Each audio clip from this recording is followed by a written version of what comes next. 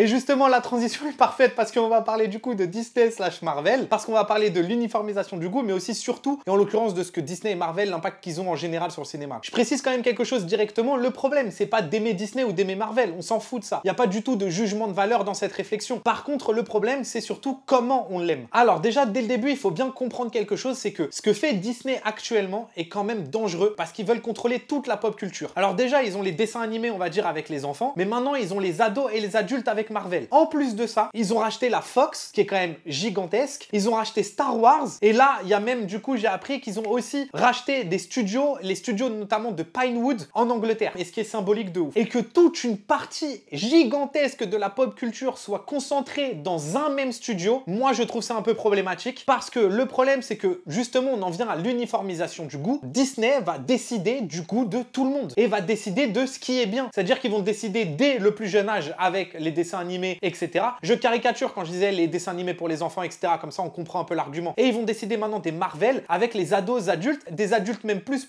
avec notamment Star Wars. Et ils le font aussi, du coup, en ayant la Fox maintenant, ce qui est encore pire, je trouve, parce que ils ont une autre partie du cinéma qu'ils avaient avant. C'est-à-dire qu'on s'éloigne un peu du côté Star Wars, Marvel, super-héros, Disney, etc. Donc bref, ils ont quand même un champ des possibles qui est beaucoup trop grand et qui peuvent décider au bout d'un moment de ce qui est bien, ça va être ça. Mais du coup, ça montre aussi l'importance qu'ils ont dans la société et du coup les responsabilités qu'ils ont. Parce que, encore une fois, ils vont définir les goûts au fur et à mesure du plus jeune âge jusqu'à l'âge adulte maintenant. Et c'est là où on va parler d'un premier problème et qui est, je trouve, symptomatique de ça, c'est Mulan. C'est une catastrophe. Et vraiment, le problème, c'est même pas que c'est juste un film nul. C'est même pas ça. C'est qu'il n'y a absolument rien qui va, déjà d'une, mais que de deux, on voit aucune âme. Il n'y a pas d'âme de réalisateur, il n'y a pas de vision, il n'y a rien. C'est pas comme par exemple Zack Snyder qui fait Justice League et qui, même qu'on aime ou qu'on n'aime pas le film, au moins le mec il met une vision. Même si The Batman, qu'on aime ou qu'on n'aime pas le film, le mec au moins il met, alors j'ai pris que des exemples de DC, mais au moins le mec il a mis une vision dans The Batman. Dans Mulan, il y a zéro vision. Et d'ailleurs je trouve qu'en général dans les Marvel, il y a zéro vision. C'est-à-dire que c'est vraiment une uniformisation des films qui se ressemblent un peu en termes de lumière et en termes d'esthétique. Et du coup, il se passe rien. Sauf que Mulan, vraiment, c'est une dinguerie comment c'est visible à des années-lumière. Parce qu'il n'y a rien qui va. Les acteurs, ça va pas. Les décors, ça va pas. Vraiment, les décors, c'est pas possible. Les effets spéciaux, ça va pas. Les costumes, les maquillages, les combats, ça va pas. Quand il y a Donnie Yen, donc au passage, ceux qui ne savent pas, d'ailleurs, on va parler d'un film de Donnie Yen juste après. Bref, Donnie Yen, c'est un des plus grands artistes martiaux,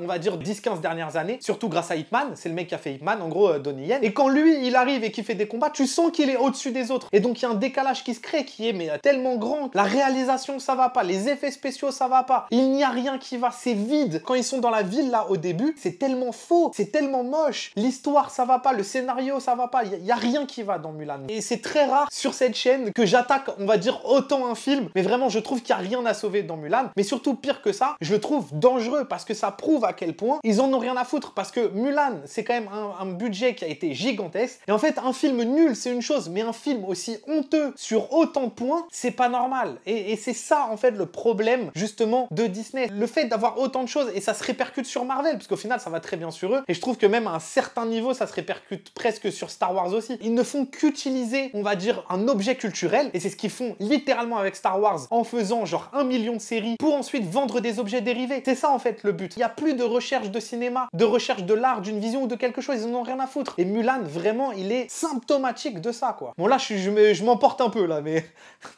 Ce n'est qu'un film. Et c'est là où justement je vais rebondir sur Marvel, et je l'ai dit un peu au début de la vidéo, mais je suis un peu d'accord avec ce que disait Scorsese, c'est que Marvel, ce n'est pas du cinéma. Mais je le dis pas d'une manière, on va dire, ultra condescendante envers Marvel, c'est juste que c'est de la série. Ils ont juste copié ce que faisaient les séries. Et quand je dis ça, du coup, c'est de la manière dont les films sont faits et aussi comment ils sont produits, et on va dire toute la ligne qu'il y a derrière. Bah non, les séries, ce n'est pas du cinéma, mais c'est pas forcément que c'est bien ou moins bien. Là, c'est même plus la question. Encore une fois, on n'est pas dans des jugements de valeur. C'est juste une autre forme d'expression. Sauf que le problème, c'est que Marvel, évidemment, est projeté au cinéma, ce sont des films, mais sauf que la manière dont ils sont faits, ce n'est pas du cinéma. Et quand je dis que c'est de la série, c'est parce que, littéralement, ils ont sériisé leur contenu. Déjà, dans un premier temps, en créant des contacts entre chaque film, et qui sont même pas des suites, c'est-à-dire que Avengers 1, 2, 3, 4, il va falloir intercaler des films entre. Donc du coup, si t'as pas vu ce film-là avant Avengers, du coup, il y a des choses que tu peux pas comprendre. Du coup, là-dedans, déjà, ils ont créé de la sérisation. C'est juste que c'est caché rattaché en fait. C'est juste que c'est nommé sur des films qui sont uniques. Mais au final, c'est une série qui s'appelle Marvel. Et aujourd'hui, c'est encore pire. Genre, s'il faut voir Doctor Strange 2, eh ben tu peux pas tout comprendre si t'as pas vu l'épisode 4 ou je sais pas quoi de WandaVision, que t'as pas vu ce film-là. Et en fait, à partir de là, Marvel a juste compris notre époque. C'est-à-dire que la série, pourquoi ça a autant pété ces dernières années? C'est parce qu'ils se sont inspirés du cinéma. C'est de là d'où est sorti notamment Breaking Bad, par exemple. Au fur et à mesure, ils se sont tous un peu inspirés, Boardwalk Empire, etc., etc. Il y a eu toute une vague où il y avait de nombreuses séries qui étaient quand même sacrément quali, mais ils se sont inspirés du cinéma. Et aujourd'hui, le cinéma s'est inspiré des séries. Mais sauf que là, Marvel, c'est un niveau qui est genre stratosphérique, où tout leur contenu est une énorme série, en fait. Mais donc, pourquoi c'est un problème? Bah, mine de rien, on continue quand même de voir ça comme du cinéma, comme l'art du cinéma. Et donc, du coup, les gens qui vont voir ce cinéma-là, ces films-là, pensent que c'est ça, le cinéma. Et c'est là où est le danger, justement. C'est que non, ce n'est pas du cinéma. Alors, ça veut pas dire qu'il n'y a pas des films qui sont bien, mais par contre, ce que je veux dire par là, c'est que toute la production, la chaîne qui contient Iron Man 1, 2, 3, Doctor Strange 1 et 2, Spider-Man 1, 2, 3, etc., etc. Tout ça, c'est juste une gigantesque série, en fait. Et attention, faut pas non plus faire l'amalgame entre le divertissement et l'art. Comme quoi, les deux seraient incompatibles. Moi, je suis absolument pas d'accord avec ça. Il y a des films qui mélangent justement les deux et qui arrivent à être divertissants autant qu'ils sont de l'art. Comme Terminator, comme Robocop, comme d'ailleurs, même si je prends les Batman de Nolan, les Batman de Burton ou les Spider-Man de Sam Raimi. Donc, c'est pour ça que non, je ne suis pas d'accord en disant que non, les super-héros, c'est forcément de la merde, c'est du divertissement et c'est pas du cinéma. C'est pour ça que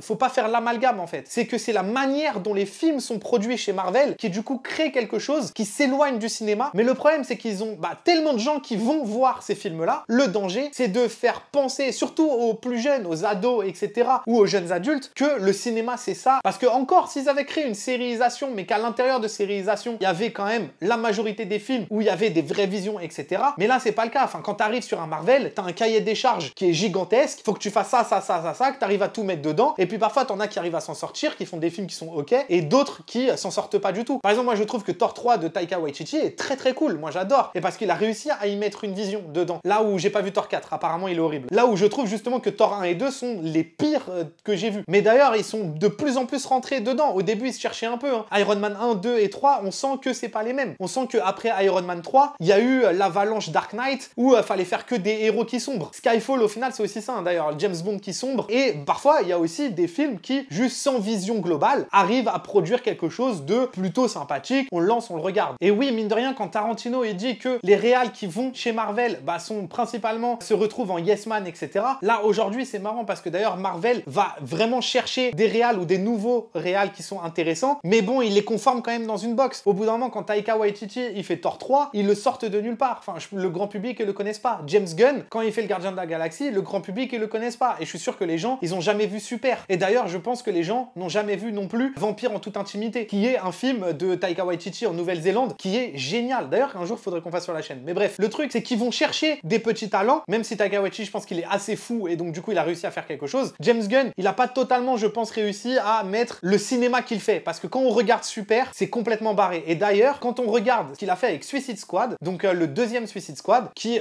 moi, j'ai pas été trop fan, je trouve sympathique, mais pas plus que ça. Mais par contre, tu sens qu'il y a tout son esprit de taré qui, là, pouvait se libérer, en fait, dans Suicide Squad. Donc c'est là où, justement, Marvel, quand même, prend des réals, et malgré la patte qu'ils ont, essaye de les uniformiser, etc. Et parce que t'as pas le choix. Le problème, il est pas dans le film en lui-même. En fait, le problème, il est dans la manière de produire tous les films Marvel, et tout l'intérêt qu'il y a derrière de faire les Marvel. Il est vraiment là, en fait, le problème. Parce que, par exemple, si je prends une saga comme James Bond, qui on pourrait peut-être débattre sur cette chaîne avec Mathieu, on est très fan de James Bond, on adore. Maintenant, est-ce qu'on pourra dire qu'il y a un chef-d'œuvre qui ressort de tout ça? Bah, on pense pas. Je pense que lui et moi, on serait d'accord pour dire qu'il y a des très bons films, mais il n'y a pas des chefs-d'œuvre de fou. Mais déjà, la différence, c'est que c'est des films uniques qui se tiennent tout seuls, à part justement ce qu'ils ont fait avec Daniel Craig, avec Casino Royale, Quantum of Solace et toute la suite. En vrai, toute la saga Daniel Craig, c'est une suite. Mais d'ailleurs, c'est là où James Bond a commencé un peu à se sériiser aussi, parce qu'ils ont vu la vague venir et donc ils se sont dit, bon, faut qu'on commence à faire des trucs qui se jouent parce que les gens aiment bien ça. Et c'est ce qu'a compris Marvel. Mais sinon, la plupart des films et la plupart du temps, à part aussi L'espion qui m'aimait et Moonraker, parce qu'il y a le requin qui revient, etc. Bref, requin d'ailleurs, c'est pas du tout l'animal, au cas où les gens ils ont jamais vu le film. C'est juste le nom d'un des méchants, qui est d'ailleurs ultra charismatique dans L'espion qui m'aimait et qui est génial. Mais voilà, sinon, majoritairement, les films ils se voient tout seuls. Là où justement Marvel, ce n'est absolument pas le cas. Maintenant, il faut voir 3 séries et 4 films pour voir un seul film ensuite. Et aussi, la différence, c'est une question de récurrence. C'est-à-dire que James Bond, même les Fast and Furious, c'est-à-dire que c'est pas des films qu'on voit tout le temps. C'est un film quand il arrive, oui, il fait du bruit, mais pendant 4 ans, moment, on n'en entend plus parler. Là où Marvel est constamment présent tout le temps, tout le temps, tout le temps. Que ce soit justement sous le prisme des films ou sous le prisme des séries, et que du coup on vit dans un truc où il n'y a pas un moment où on n'entend pas parler de Marvel, où il n'y a pas Marvel qui existe. Et je pense que c'est ça aussi qui crée le problème, et c'est cette ultra présence là en fait. Tout ça pour dire que s'ils avaient fait un film tous les 3-4 ans, et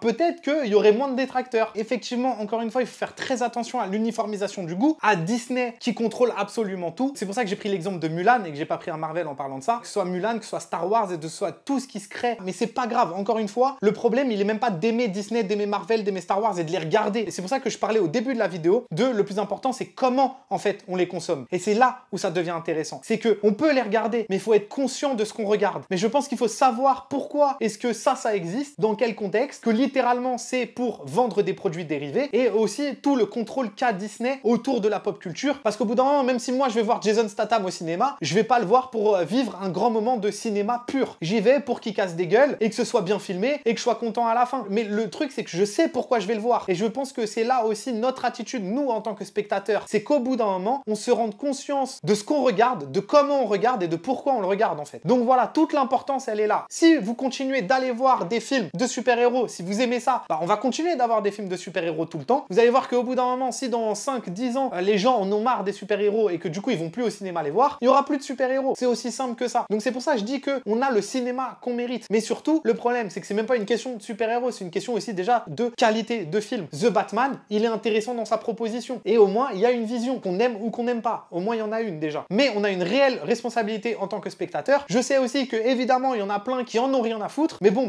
eux, c'est pas grave. Il y en a plein qui vont juste au cinéma pour aller au cinéma et c'est très bien. Mais je pense que c'est pas forcément ces gens-là qui cliqueront sur cette vidéo-là. Et voilà, je pense qu'en fait, le message dans tout ça et dans toute cette vidéo, soyons maîtres de ce qu'on regarde. Ne soyons pas justement esclaves de la vision d'autres gens de société qui, tout ce qu'ils veulent, c'est nous vendre des produits dérivés. Parce qu'évidemment, ça passe d'abord par notre prisme à nous. C'est d'abord à nous de nous éduquer en tant que spectateurs. Mais ensuite, je pense que c'est aussi notre travail d'éduquer les plus jeunes autour de ça et autour de la culture et de comment on la consomme. Donc voilà, j'espère que cette vidéo vous a plu. C'était une très grosse vidéo que même moi j'ai eu du mal un peu à tourner. N'hésitez pas évidemment à mettre en commentaire ce que vous en pensez, votre avis par rapport à tout ça. On peut toujours en discuter et tout ça, je pense que c'est quelque chose de cool. Bref, et écoutez, nous en tout cas on se retrouve pour une prochaine vidéo et puis à la prochaine. Banks!